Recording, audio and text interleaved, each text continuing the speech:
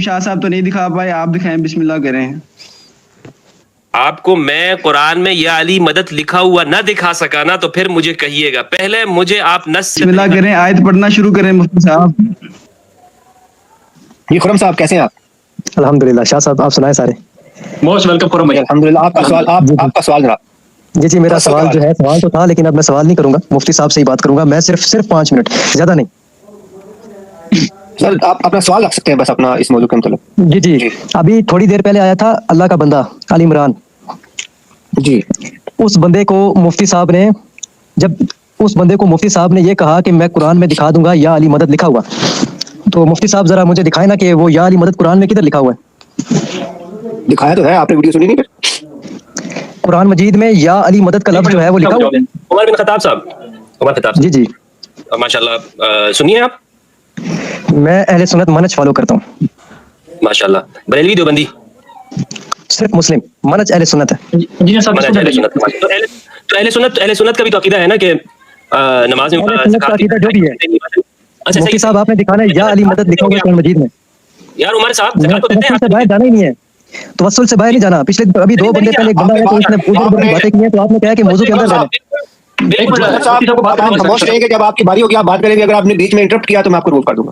جی سوال کا جواب یہ بھی تو ہوتا ہے نا عمر صاحب. اگر ہم آپس میں گفتگو کرنا چاہتے ہیں میرے بھائی, تو یہ طریقہ ہے نا. دیکھیں آپ مجھ سے ایک سوال پوچھ رہے ہیں, تو میرا بھی تو حق بنتا ہے کہ میں آپ سے اس مسئلے کے بارے میں کچھ سوال کر سکوں, کیونکہ ممکن ہے کہ آپ کے سوال کے اندر ہی جو میں آپ سے سوال کر رہا ہوں اسی میں جواب ہو. آپ سوال لینے کے لیے بیٹھے, میں سوال لینے کے لیے نہیں, میں سوال کرنے کے لیے آیا ہوں. بالکل جناب, بالکل آپ صحیح کہہ رہے ہیں, لیکن آپ مجھ سے گفتگو کر رہے ہیں, آپ مجھ سے اس مسئلے کے اندر سوال کر رہے ہیں, تو میرا یہ حق بنتا ہے کہ میں آپ سے سوال کر سکوں. یہ تو کہیں پر نہیں لکھا ہوا کہ آپ مجھ سے ایک مسئلہ پوچھنے آئیں گے میں آپ کو ایکسپلین نہیں کروں گا. میں اپنے سوال کو, اپنے جواب کو کیسے ایکسپلین کرتا ہوں, یہ میری مرضی ہے.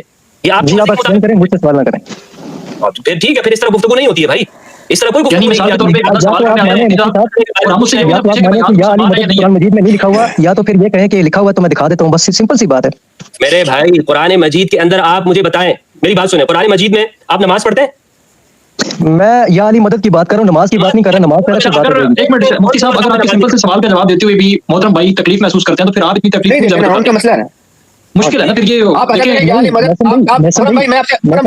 پاس دلیل ہے, آپ کا میں احترام کرتا ہوں, شاہ صاحب کا احترام کرتا ہوں, آپ کے پاس دلائل ہیں, آپ شیعہ ہیں, آپ کے پاس ثابتہ دلائل ہیں.